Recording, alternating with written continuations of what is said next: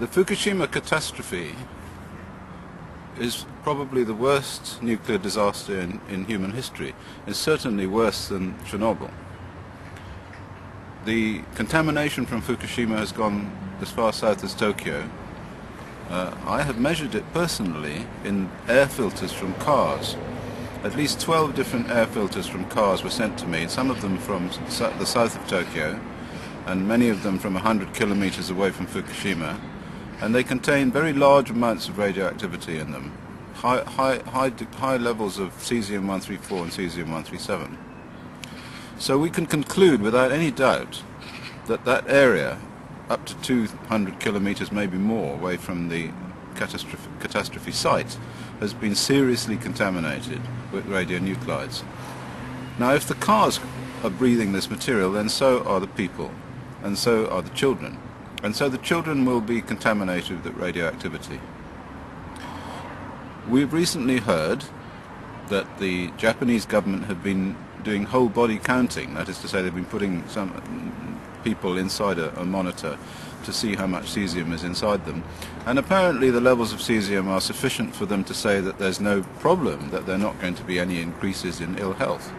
At the same time, I hear reports from Japan, from mothers of children, who say that they're showing all of the signs of contamination with cesium that were also found by my colleague Professor Yuri Bandashevsky after Chernobyl in the areas of Belarus that were contaminated similarly with this substance, cesium-137. And what it did there was that it went into the heart muscle and it caused conduction difficulties and destroyed heart muscle. So the children in Belarus were suffering heart attacks and arrhythmias. That's when the heart doesn't beat properly.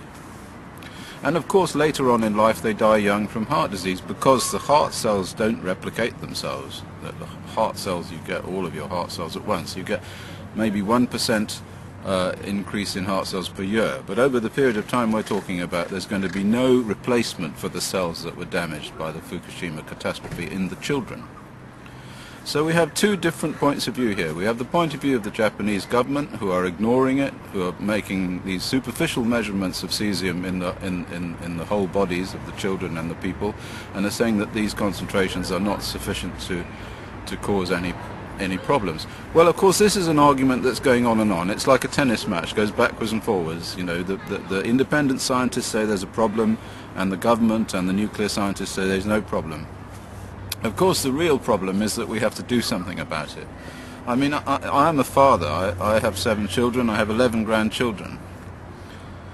And I can't sit back and just let this go on with us in some sort of silly tennis match between us and the pro-nuclear scientists who are trying to save the industry from collapse. And all the time the children are getting more and more sick, and they're building up this level of radioactive damage, which will result in them getting sick and dying with cancer, heart disease, whole range of illnesses that were all discovered after Chernobyl. And it's not as if this is something new. We know what's going to happen. We absolutely know what's going to happen. We have looked very closely at the health effects of people who were exposed to these same radionuclides after the Chernobyl accident in the same quantities. Not as many people, I have to say, which is why Fukushima is a worse disaster. So I decided we had to do something, and I was contacted by some people in Japan who said, what can we do? So instead of just moaning about it, we decided to do something. Now, there are actually some things that we can do. The first thing we can do is we can actually measure the radionuclides ourselves, because frankly we do not believe what the Japanese government is coming out with. We don't think that they're right. I mean, I've measured more radioactivity in a car air filter than they are measuring in a child. And the car breathes air in the same way as the child breathes air, so I don't really believe what they're saying. That's the first point. So we need to have independent testing. And secondly, we need to try and do something about these children who are being contaminated. There are two things we can do. The first thing is we can take them away from the areas of contamination and put them somewhere where it's reasonably safe. But that leads us to another problem, because what's happening now, as I'm told, is that the Japanese government are trucking radioactive material from the Fukushima disaster area, where it's contaminated, all over Japan. And even as far south as the south of Japan, we're now getting reports of radioactive material being taken all the way to the south of Japan to be burnt. Now, what possible reason could there be for burning it as far away as that? I'll tell you the reason. It's really quite sinister and horrifying. The reason is this, that eventually when these children start to die from leukemia, from other cancers, from heart disease, from whatever, their parents are going to want to go into court. They're going to want to sue the Japanese government, and they're going to want to have to say, in order to do that, these children were contaminated, and that's why they've got high levels of cancer. But of course, the only way that they can say that they've got high levels of cancer is to have a control group in an area that's not contaminated. For example, the south of Japan. So I believe that the project to take this material and burn it all over Japan is to destroy all of Japan, is to increase the cancer rate in the whole of Japan so that there will be no control group to which you can compare these children in the Fukushima area. So that's that point.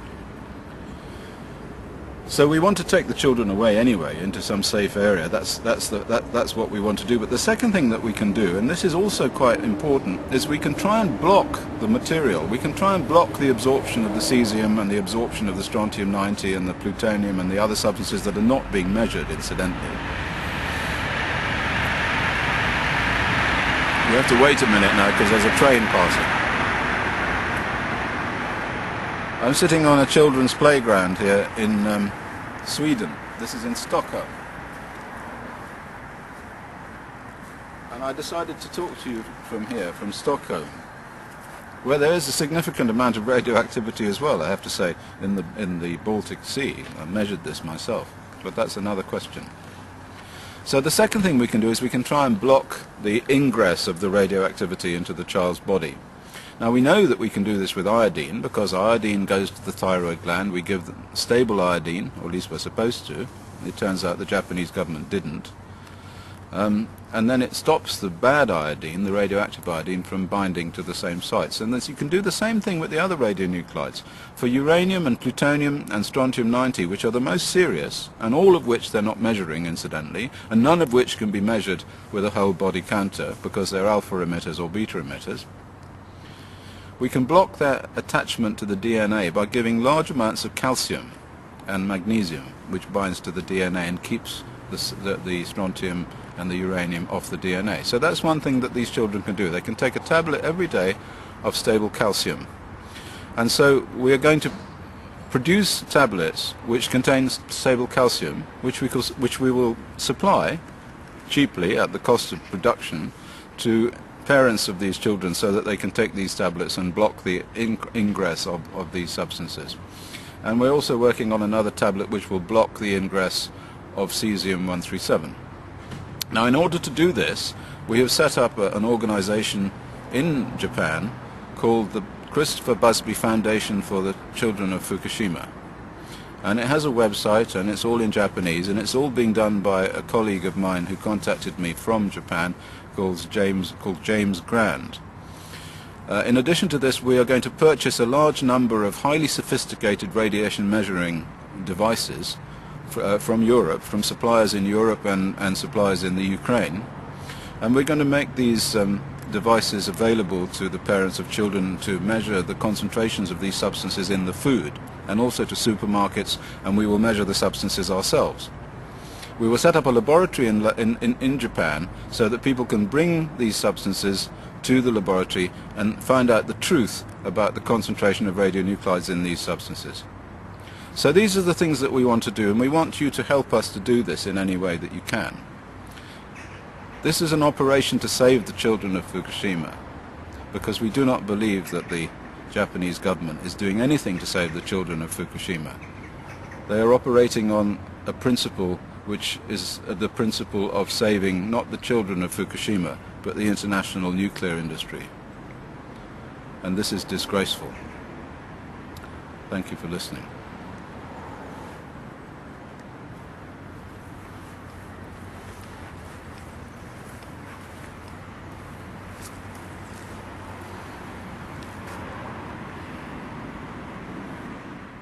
I'm Christopher Busby. I'm an expert on the health effects of ionizing radiation, and I want to talk to you about Fukushima and Chernobyl.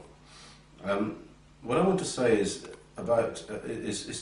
is that the models that are used to determine the effects of radiation always concentrate on cancer and leukemia. And so the current risk model will say how many cancers are expected after Fukushima and how many cancers were expected after Chernobyl and so forth.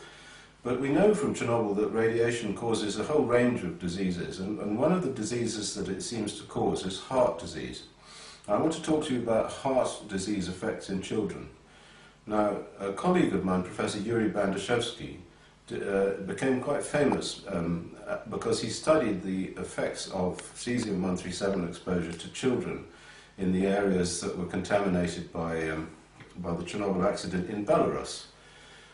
He discovered, in the late 90s, he discovered that the children who were contaminated to the extent of having only 20 to 30 becquerels per kilogram, which is not very much, of cesium-137, were suffering cardiac arrhythmias, the heart wasn't beating properly, and they were suffering heart attacks and dying. And it's a very serious matter. So it wasn't a question of leukemia and cancer in these children, although that occurred as well, but there were very high rates of heart disease in these children. So the children were manifesting heart diseases which are normally only found in old people. And this got me thinking about how this could be at what appears to be quite a low level of contamination. So I started looking into this, and what I found is truly extraordinary, which I shall share it with you. The heart of a child is at the age of about 2 to 5 is about this size, and at the age of about 10 it's about this size. And we know from measurements that have been made how many cells there are in the heart of a child. A 5-year-old child has a heart which is approximately 220 grams in weight. A lot of it, of course, is blood. So if you take the blood out and just you leave the muscle tissue, there's about 85 grams of muscle tissue in the heart of a child aged 5. This is all data. Now we actually know also the size of the heart muscle cells. So we know how many heart cells there are in a child's heart. There are about 3 billion muscle cells in a child's heart. So this is a number, 3 billion. And what we can do is we can put 50 becquerels per kilogram of cesium in a thought experiment. We can put it into this heart muscle, and a becquerel is 1 disintegration per second. So we can see how many disintegrations, that's how many electron tracks come from this cesium-137 in a period of about a year. And when we do this sum, and it's really simple, it can be done on the back of an envelope, what we find is that there are many, many more electron tracks traversing the cells than you can imagine. And in fact, it works out that if only 1% of those cells were killed by the electron tracks from that level of cesium-137, if only 1% were killed, you would lose 25% of all the muscle cells in the heart. And this is very serious because the heart is an extraordinary organ. The muscle cells in the heart are autonomous. They just contract and they contract and they contract for the whole period of the life of the individual. And every day they pump 7,000 litres of blood through the body. Truly extraordinary. And we live for 70 years. So this heart beats away continuously for the whole of your lifespan. But of course these cells are non-replaceable by and large. It turns out that only 1% of these cells can be replaced in a year. So if these cells get damaged, or if a particular number of these cells get damaged, they cannot be replaced in a short period of time. So a year's exposure to 50 becquerels per kilogram of cesium-137, and incidentally, cesium-137 we know from experiments binds to muscle. So this is where it goes. Just like iodine goes into the thyroid gland and strontium goes into the bone and it goes to the DNA, cesium-137 goes to muscle. So it will concentrate in the muscle tissue of the heart. So this child's heart, after 1 year of exposure to that level of cesium, which is quite a small level, will have approximately 25% of its cells destroyed. Now, we would therefore expect to find effects, and the same effects that were found by Bandashevsky. And it does seem, from what people have been telling me about children in the Fukushima affected area, that they are actually suffering heart attacks. So there are 2 things that follow from this, which are terribly important. The first thing is that children in that area should immediately be scanned using ECG, electrocardiograms. All hospitals have these devices, to see whether they have conduction problems, because the first manifestation of this damage to the heart muscle cell will be conduction problems, which can be shown on these ECGs. And in fact, this is how Bandashevsky found this. And incidentally, Bandashevsky, when he reported this, was sent to jail, and the government wouldn't believe it, and they said he was scaremongering. And so they sent him to jail. He was in jail for several years until eventually Amnesty International and the European Commission, the European Parliament, issued him with an international passport, one of only 25 that have ever been issued, and got him out of jail. So I worked quite closely with Bandashevsky, who is a hero. He received the Edward P. Radford Memorial Prize for Radiation Biology at the Lesbos conference, where he gave this paper that showed that there were these increases in the heart disease in the children. So the first thing that has to be done is that the children have to be checked out for conduction problems with an ECG. Evacuated. And and of course, if any of them are suffering from these problems, they should be immediately evacuated. But if any of them are suffering from these problems, then all of the children should be evacuated, because it means that there will be subclinical effects from this cesium-137 in heart muscle. And it will not be repaired. Heart cannot be repaired. Heart tissue cannot be repaired. These children will suffer for the whole of their life and will die young. Which brings me to the second point. The second point is this, is that if you die from heart attack or heart disease, you will not die from cancer. Because cancer is essentially a disease of old people. So you get genetic damage and it goes on and on and on. Eventually you get cancer. By and large, what happens is that the cancer rates go up very sharply as you get old. But I can tell you this, that the heart disease effects go up very much more quickly. So what you will find in areas like Fukushima that are contaminated with these radionuclides is not necessarily an enormous increase in cancer. There will be an increase in cancer, but you will find a big increase in heart disease. And actually when we look at Belarus, we find both of those things. We find an increase in cancer, but we find a big increase in heart disease, an enormous increase in heart disease. And as a result of this, the demographic index of the Republic of Belarus has fallen sharply after the Chernobyl accident, and now has gone into negative replacement. So in fact, if it goes on like this, the population of Belarus will disappear. And this is what we will expect to see in Fukushima. So I'm warning you all now to start looking out for heart disease, heart attacks, and keep getting the children out of there quickly.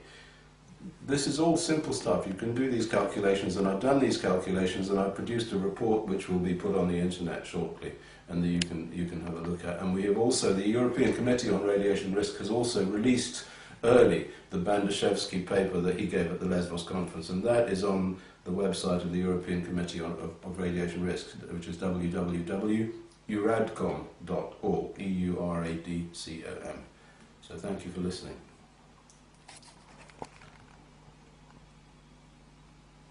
I'm talking to you today on Hiroshima Day about the question of human rights, science and the law.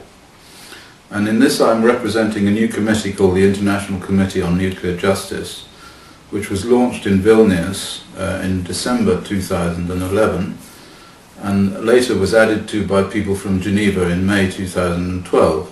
The purpose of this committee is to carry out and research legal avenues of preventing the continuing contamination of the environment by the nuclear industry and by weapons usage. And the first thing that we are launching today is a petition to the European Parliament, which is based on human rights legislation, and it's based on the fact that there is an enormous amount of information available now, peer-reviewed literature, scientific papers, which show that the contamination of the environment is causing the deaths of millions of people. And up till now, nobody has really thought about ways in which they can legally stop the nuclear industry and the military from continuing to contaminate the environment, because whenever they try to do this, activists and NGOs, and there are enough of those, and I'm talking to you all now, they get blocked by the argument that the risk model, the International Commission on Radiological Protection risk model, shows that these contaminations are safe and cannot possibly harm anybody. But there is now enough evidence to show that this is wrong. Scientific evidence in the peer-reviewed literature. And in the document that I should be sending you, and which you can find on the website of the International Committee on Nuclear Justice, which is nuclearjustice.org, you will find this document, which is a template for a petition to the European Parliament, which I will now explain. Now, this actually only applies to people who live in the states of the European Union.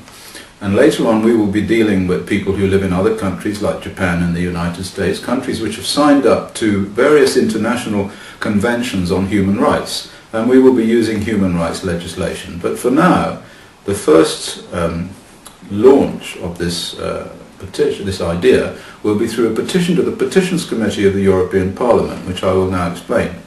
You will find this petition on the website, as I said, of the International Commission on Nuclear Justice. And what I want you to do is to download the petition and to sign it.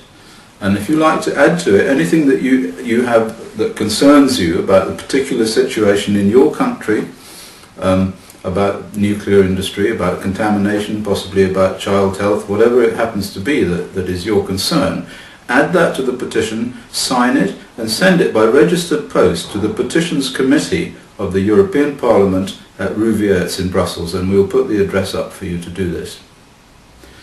Now, I talked about this in Geneva, and I said there, when people were concerned about what could be done, that there was something that could be done. And if you all do this, it will cause a tsunami of petitions to appear.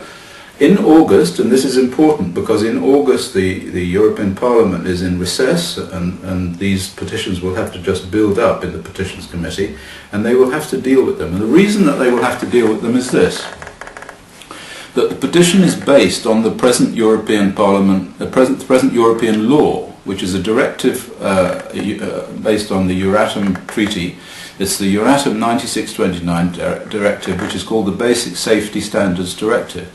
Inside this directive is a clause, and I'll show you the clause here. It's written down under Chapter 5, Justification and Regulatory Control of Practices, and we're talking about practices involving the release of radioactivity to the environment. Article 20 says, existing types of practices shall be reviewed as to their justification whenever new and important evidence about their efficacy or potential consequences is acquired. Now, this is a terribly important clause, because what it means is that all of the practices, that's every situation where radioactivity is released to the environment, has to be reconsidered on the basis of evidence that shows that the risk model that is currently being used to address this practice, and this is the risk model of the ICRP, if it shows that this risk model is wrong or raises questions about its safety, then these practices have to be re-justified. And this petition will force that to come about, because it is law. So it's not just a question of complaining to your MP, it's not just a question of writing something saying, oh, I don't like this, on some vast tsunami of postcards that go to somebody who just puts them in the bin. This is a legal process which has to be dealt with, and they will have to deal with it. But only if you send the petition along. Now let me explain what this is about.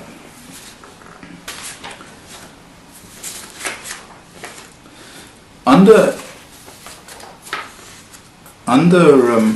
international human rights agreements and legislations, there are various clauses which say that each person is entitled to live in an environment which is safe for their health. This has been universally signed up to by every single country in the world, and certainly by the European Union. Now, the problem is that people who live in environments that are contaminated with radioactivity are not living in an environment which is safe for their health. And so this is a contravention of an international human rights legislation agreement.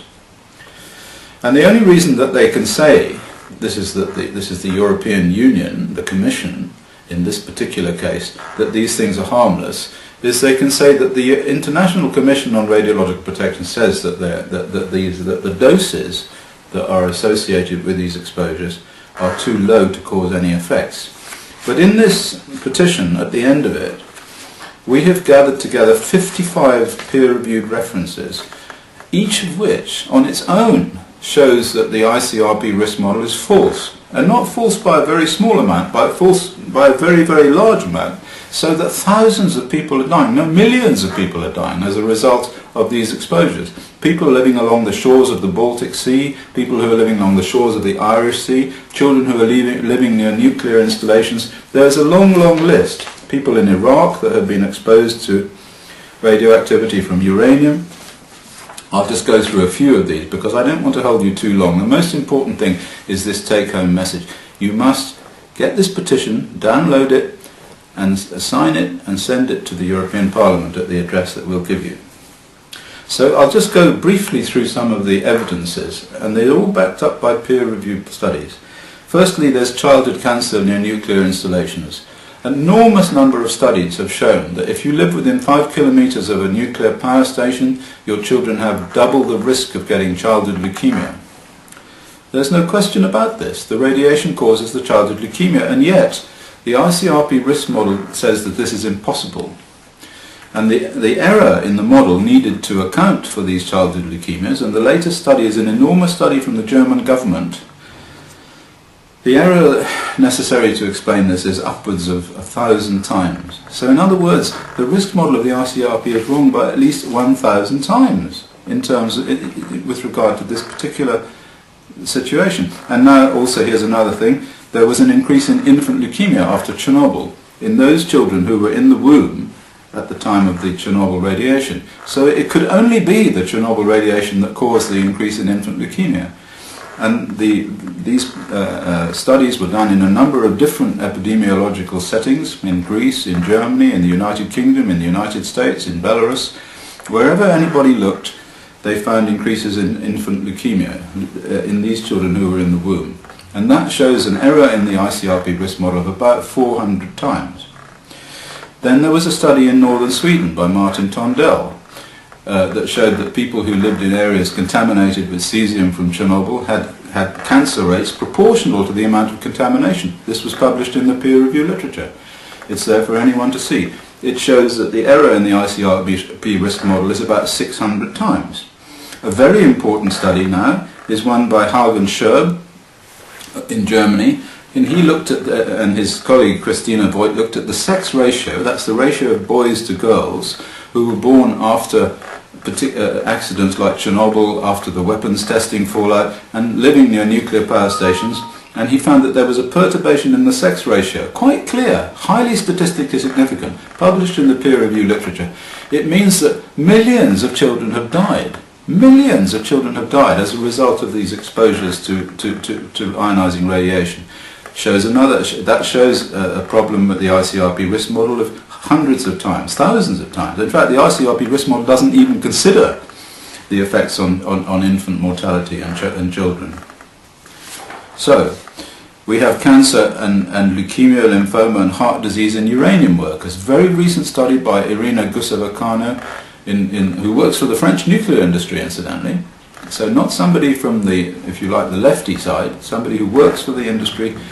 Very clever epidemiologist, has studied uranium workers and shown that they have a huge increase in heart disease effects and in cancer, in leukemia and lymphoma.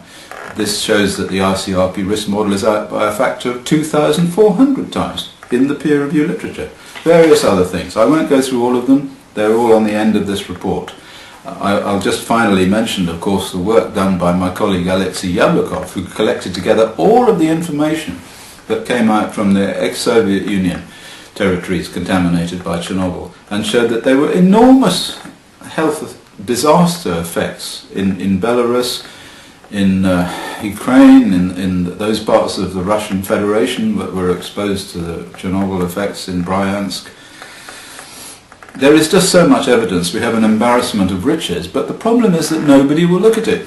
Well, we're going to force them to look at it by sending this petition to the European Parliament Petitions Committee with all of its 55 references, and you are going to help us to do this by contacting us at info@nuclearjustice.org, or else just going to the website and downloading the information. And I hope that you will contact us and tell us that you're doing it, so we'll have a sort of a list of the number of people who have helped us in this way. for the first time,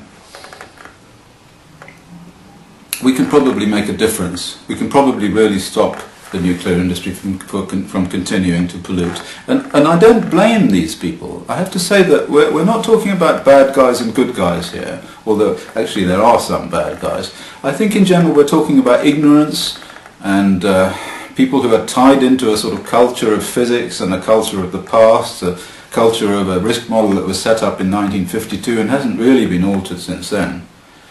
And so we have to forgive these people for what they've done, but we cannot continue to allow them to do it. Thank you.